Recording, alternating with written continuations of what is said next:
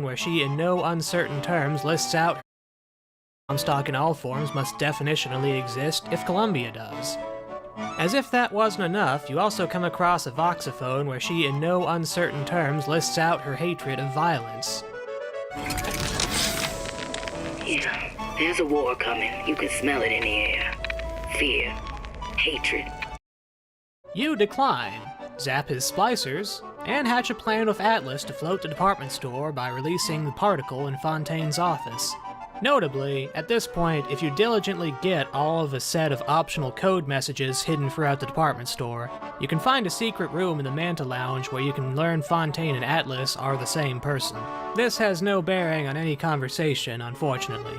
It is disappointing in games where you, the player, can find out something important, and not have that something learned by the player character you're playing as. Deus Ex Human Revolution was especially bad about this, unfortunately, which is quite the contrast with the original. So after crossing the battlefield of Ryan and Atlas's splicers, you ride the elevator up to Fontaine's office. Ryan pops in one last time in the elevator, remarking that, "And now, your misguided sense of altruism sends you to your doom.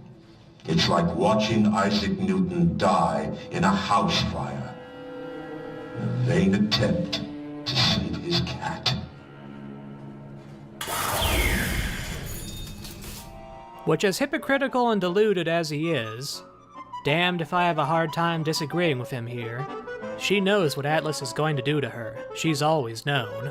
After she points out where the lift particle must go, she glibly states, "There's no plan B. Might as well just get it over with." Her voice dripping with fatalism. So you set the particle, raising the department store into the range of Rapture, igniting the war between Atlas and Ryan. Meanwhile, Atlas's goons gratefully knock you out and drag you to him.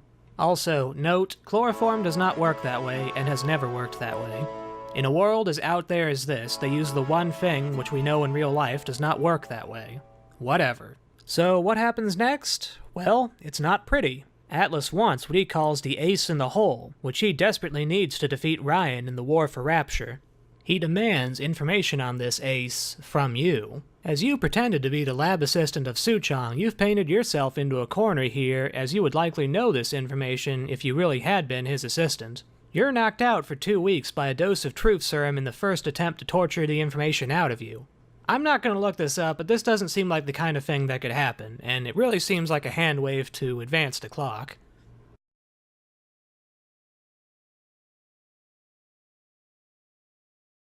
You know how I collect some of the rarest Naruto and Pokemon figures out there, but what if I could actually bring them to life? I've been testing out this new app called Knock Knock, and in literally minutes, I turn my figure photos into animation.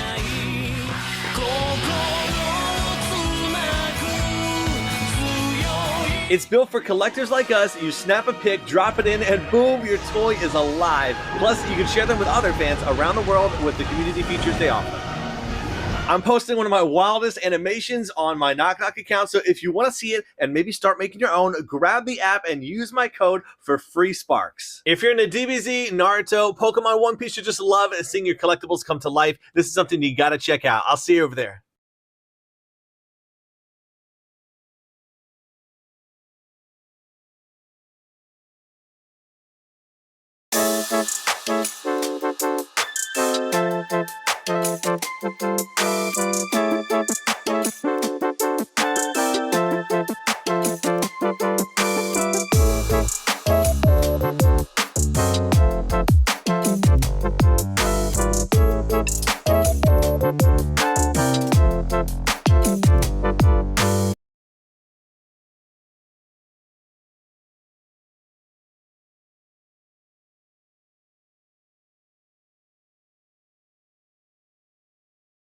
Alright, so, this next part. While this is one of the larger reasons I'm doing this video, I'm not going to show it. This is a scene where Elizabeth is brutally tortured.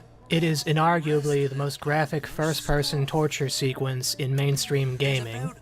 The scene is utterly repugnant, and I don't mean that in an art that challenges you kind of way.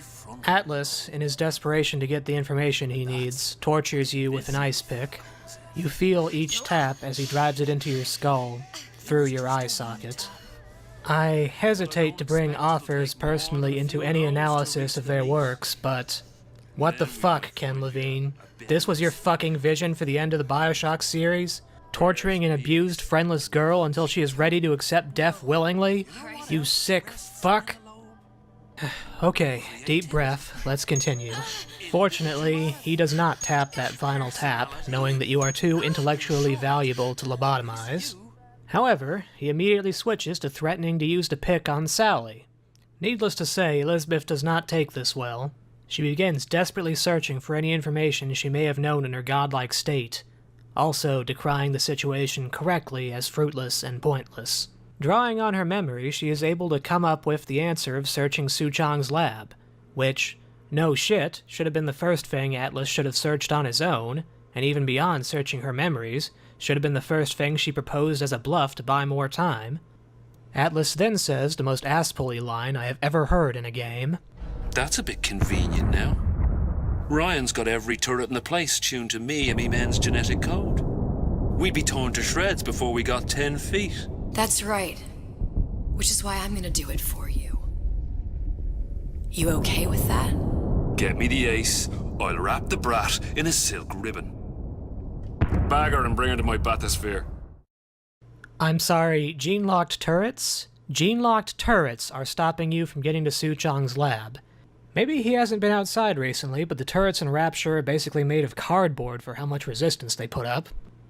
And the punchline to all this? There are no goddamn turrets on the way to the lab. I don't know if they just forgot to model them, or otherwise did not care about this little bit of shoehorned-in continuity, but you literally go from the bathysphere where Atlas is, straight to the back of the lab, with no resistance. You even see one of Atlas's men there. He didn't need Elizabeth for any of this. So, because plot beat, you come across a damaged Big Daddy and two little sisters in Suchong's lab. Elizabeth pulls a Ghislaine Maxwell and has the little sisters imprint with the Big Daddy by having them save him, as she saved Songbird. Cool cycle of abuse there. Notably, this imprinting event should have happened ages ago in the timeline, and my recollection is that it directly contradicts the timeline of the original BioShock for this to happen now, but what's one more retcon at this point? Also, side note, how the hell did Elizabeth's hair get here, anyway? It's a nitpicky point, I realize, but I don't believe for an instant the pneumatic tubes between Fontaine's department store and this lab were still working, or else people would have just mailed themselves out to escape. Whatever. Anyway, you arrive at the core of the lab just in time to watch Suchong find out in the most dramatic way that the imprinting process has been a smashing success. Somehow in all this mess, you spot the ace. You know it's the ace because it conveniently has ACE written on it. Great. You open the envelope, revealing the plot point that ties into the events of BioShock 1, which I'm not going to spoil, any more so than I have already. You walk some more around the lab, and then come to a room with Atlas and his goons. Guess they didn't have much trouble getting through those gene-locked turrets after all. You hand Atlas the ace. You tell Atlas that you know what's going to happen next, and for him to just get it over with. You don't, say, heroically grab Sally and use your stealth plasmid, which you have been using the whole time in this DLC, to escape, which seems well within the range of possibilities. You just hand him the ace, and he hits you. He demands to know how to use the ace, you tell him, and then he hits you again. And then, well, Elizabeth fucking dies. For nothing. Less than nothing, really, as this can be viewed as fridging herself for the benefit of the protagonist of BioShock 1. If Atlas had to find out the information on the ace from Elizabeth to preserve the timeline, she could have just told him and gotten the hell out of there, probably with Sally in tow. This was not a noble sacrifice. This was an act of needless suicide. Sally certainly isn't getting anything out of this, which was explicitly Elizabeth's reason for doing this. The DLC wants us to take solace in the fact that Atlas will eventually be owned by the player character in BioShock 1, but we already knew that. That's not a denouement, that's not catharsis, that's nothing. That's just forcing the universes together with a massively unsatisfying retcon. Andrew Ryan said I was a rube. But he was wrong. I'm not the rube, Atlas. You are. We both know what happens next.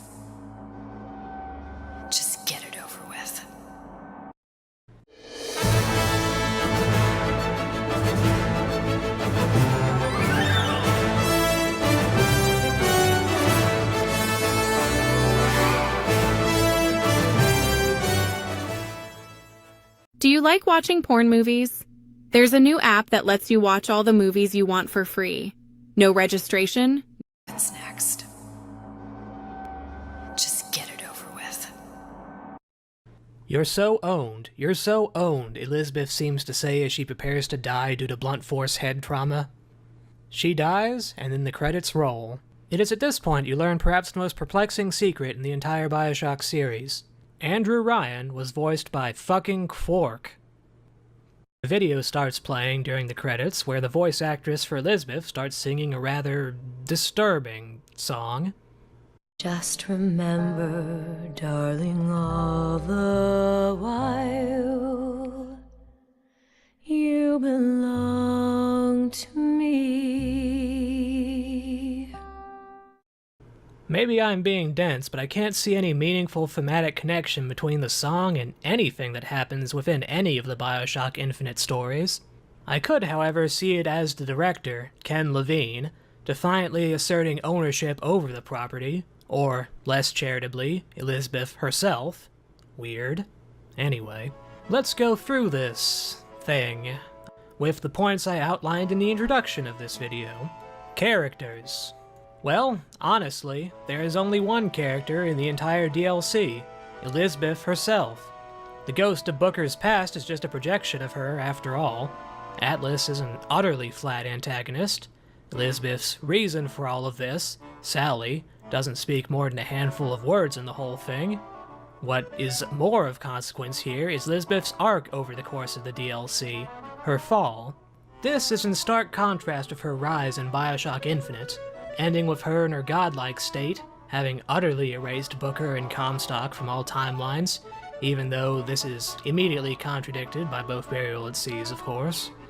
Here, she has a long, clumsy, and painful fall, losing everything and then her own life, for confusing and seemingly misguided reasons.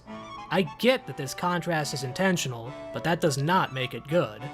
Like, I get it, I really do. Burial at Sea in its very name reveals Elizabeth's fate. It was never going to be a happy ending, but this arc is a mess that lacks any of the nuance or sense to make it work. It neither fits with what was established before, nor does it stand particularly well on its own. It is bumbling and violent, much like the Big Daddies that patrol Rapture.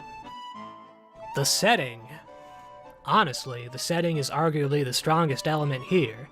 Rapture feels like a living nightmare run by competing deranged Randian Superman, as it should.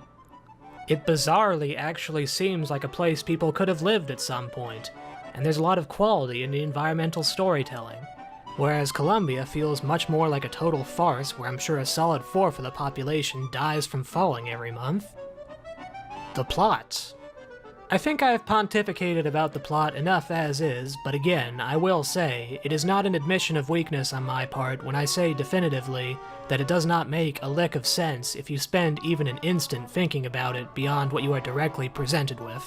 It is clear they had the thematics in mind first and foremost in the development of the story, and that's fine, but to Frankenstein together the two Bioshock series in this way with this little care is disrespectful to the legacies of both. The tone. The tone? Well... This. Enough said. Okay, I suppose it's a bit unfair to demand the DLC conform to the tone of the base game, but Jesus, it is pitch black. It's definitely consistent with itself, at least. It's rather remarkable in its tone, really, which is much more at home with stories like Layers of Fear than it is with your usual first-person RPG game. Gameplay involvement in the story. Haha, no. If anything, this game has one of the worst cases of ludonarrative dissonance I have ever seen in a game.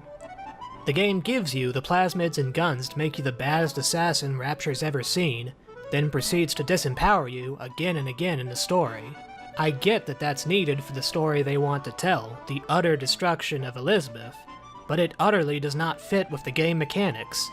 I suppose there's something to be said for Elizabeth's melee strikes only knocking enemies back instead of damaging them if you're not stealth killing them, but that alone is certainly not enough to overcome the massive gap between the gameplay and the story. At the end of the day, given her plasmids, she explicitly chose to die. Whereas in the gameplay, she could easily have just turned invisible, throw down an Old Man Winterblast, or even hell possessed one or multiple of them. There had to be some writer's room debate on how to lock her out of her plasmids left on the cutting room floor, but it's just so utterly bizarre to me that the throwaway line about the gene-locked turrets made it in, but nothing about this glaring oversight. Finally, is this work about something? Hell no, this isn't about something. The closest it gets to being about something is leeching off of BioShock's primary theme of free will, which was mostly just a meta-commentary on gaming to begin with. This is a slapdash, disgusting torture porn fanfic. There is a universe where a story like this could have worked and been about something, but certainly not handled like this, and with these nonsensical plot points. In conclusion, BioShock Infinite Burial at Sea 2 is an ocean of contrasts. Contrasting with the main game, contrasting with the BioShocks of old, and in the latter part, contrasting sharply with the boundaries of good taste. While it attempts to probe new depths of thematic grandeur, it is barely as deep as a child's inflatable kiddie pool.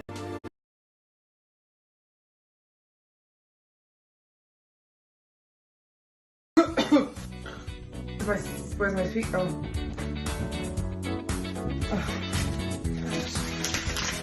Inflatable kiddie pool. With such a complete lack of cohesion, even the most surface level read exposes how nonsensical it all is. Looking at the Steam reviews for it, I see I am firmly in the minority in my intense dislike of it, but I hope that I have done a serviceably coherent job in laying out my case for why it is, without question, the worst story in mainstream gaming. There are a wealth of quality stories out there. While many deride gaming as a storytelling medium writ large, there are experiences that use that space to the fullest. Even if you consider yourself to be a gameplay-first gamer, there are some real gems out there that would absolutely